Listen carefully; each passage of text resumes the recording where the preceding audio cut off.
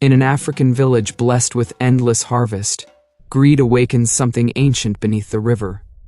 When the drums of the dead begin to thunder, only an orphan girl with nothing but a calabash bowl dares to face the curse. What she uncovers will decide if her people live, or if the land itself dies. Listen, children. Listen, mothers. Listen, fathers. Listen, strangers who sit close to the fire. This story does not belong to me. It belongs to the river. It belongs to the earth. It belongs to the drum that waits. Long ago, long before iron scratched the ground, long before wheels rolled across the earth, there was a village. The village sat by a river so wide that a grown man could paddle all day and still not reach the far bank. In the morning, mist rose from that river like white cloth hung to dry. At midday, the water glistened so bright that even eagles turned their eyes away, and in the evening the sun sat on the river like a great gourd, heavy and golden, before sinking into the west. The people loved the river. They fetched water from it.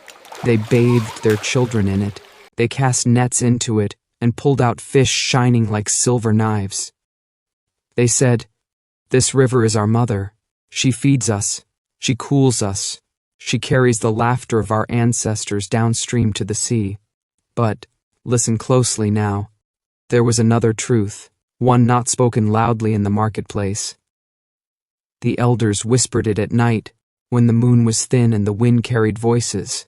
They said, "Far beneath this river lies a drum, not a drum stretched with goatskin, not a drum carved by men's hands, not a drum played for dance or for war.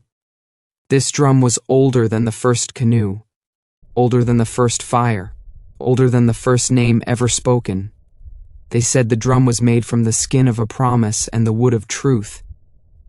And that drum did not sing for joy. It did not sing for victory.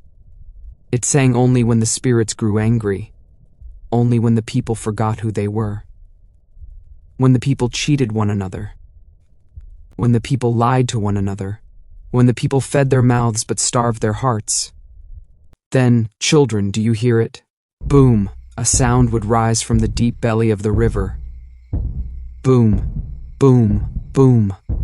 Slow, heavy, patient, like the heartbeat of the earth itself. The people of that village feared the sound, yet they forgot quickly.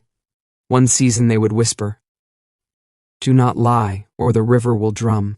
Do not steal, or the river will drum. Do not betray the ancestors, or the river will drum."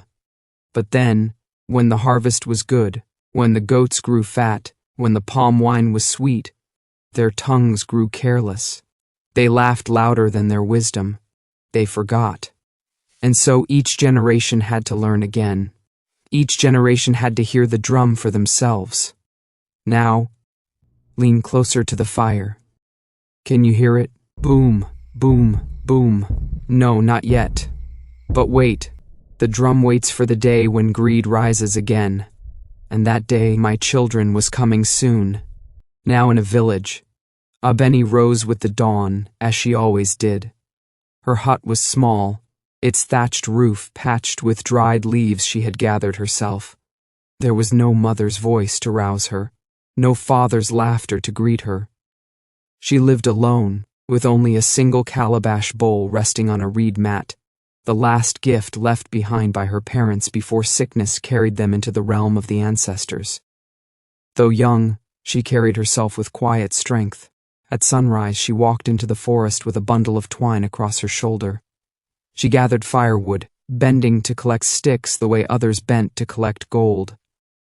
Her hands were small, but they worked quickly. By midday, she would be at the village market, selling her bundle for a few cowries. The other children often teased her. "Abeni, the calabash girl," they would chant, tapping their clay pots and laughing. "Her wealth is a single bowl." But Abeni never answered them with anger. She only held her calabash closer, saying softly to herself, "This bowl may be empty, but it is clean. It carries no lies." When she earned her coins, she did not run to buy sweet fritters or colored beads as others might. Instead, she bought millet for her stomach and cloth scraps for her dress. Someday she would spend half her coins on medicine for the sick, or food for a widow who had less than she did.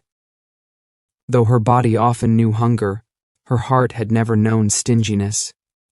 Yet at night, when she lay on her mat, she sometimes felt the weight of loneliness. She remembered her mother's gentle touch, her father's stories told under the stars. The silence of her hut pressed against her ears like heavy cloth, but even then, Abeni did not cry. She whispered to the calabash at her side, as though it were an old friend. "Tomorrow we will try again," she would say. "Tomorrow we will carry truth to the river." The river, after all, had become her secret companion. Each evening, when the work was done, Abeni would walk to the bank and sit quietly, her feet dangling in the cool water. She listened to the current rushing past, to the reeds swaying in the wind, to the frogs croaking as if they too were telling stories. Sometimes, only sometimes, she thought she heard a sound beneath the flow, a low thrum buried deep in the belly of the water. She leaned closer when it came. Her breath caught in her chest, but the sound always faded, leaving her with only ripples and the reflection of the moon. The villagers, with full stomachs and noisy families, did not notice her sitting there, but the river noticed. The river saw the orphan girl with the calabash bowl. The river felt her honesty, the way she never took more than she needed, the way she never lied when others would. And far below, where light never touched and stones lay heavy in silence, the ancient drum shifted in its sleep. The rains had been kind that year. Day after day, clouds opened their bellies and poured life into the soil. The river swelled until it licked the edges of the yam fields, leaving behind rich silt that made the crops rise thick and tall. Yams grew so large that two men could barely lift one together. Stalks of millet stood like a forest, golden heads bowing with heavy grain. Goats fattened until their hooves dragged in the dust, and chickens clucked with bellies full of insects from the green fields. The village had not seen such wealth in many seasons. Songs filled the air long before the harvest was brought in. Women sang as they pounded grain. Men sang as they repaired barns too small to hold the overflowing food. Children sang simply because the smell of roasting meat drifted from every hut.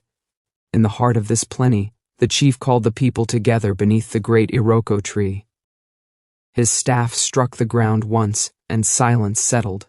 His voice carried across the crowd, strong and proud. "Our ancestors have blessed us with more than we deserve," he declared. "Let us honor them with a feast, greater than any before. For 3 nights we shall eat, we shall dance, and we shall pour offerings at the stone. Each household will bring its best, so that the ancestors know we are grateful." The villagers roared their approval. Drummers beat their hands on taut skins until the air itself seemed to shake. Women ululated, their cries piercing the sky. Children leapt and clapped their hands, already imagining the feasting to come. Preparations began at once. Smoke rose from cooking fires as women roasted yam slices until they cracked golden at the edges. Men led fattened goats to shaded pens, their horns polished and sharp. Palm tappers brought down gourds so full of wine that the sweet smell carried across the village paths. Yet not every heart was clean. Beneath the noise of celebration, whispers slithered in quiet corners. Some men measured their barns and frowned, unwilling to give up the best of their stores. Some women looked at their heaviest gourds of palm oil and thought of the profit they might fetch later at the market.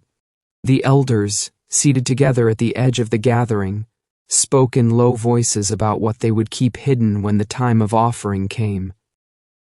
And what of Abeni? She stood apart, her calabash bowl clutched in her hands. She had no barn, no goat tethered to a tree, no gourds of wine or baskets of yam. Her hut was as empty as always. Still, she looked down at the smooth bowl and nodded to herself. If she could not bring plenty, she would bring honesty. She walked to the river that evening and filled her calabash with clear water. She watched it shimmer in the moonlight, and for a moment, it seemed to her that the water itself glowed faintly, as though it recognized her touch.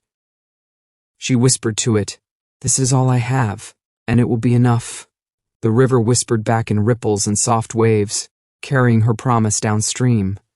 Far beneath, where the earth was dark and heavy, the ancient drum stirred once again in its sleep, waiting. If you like this story, don't forget to like and subscribe to support the channel's growth. Also comment your thoughts about this story.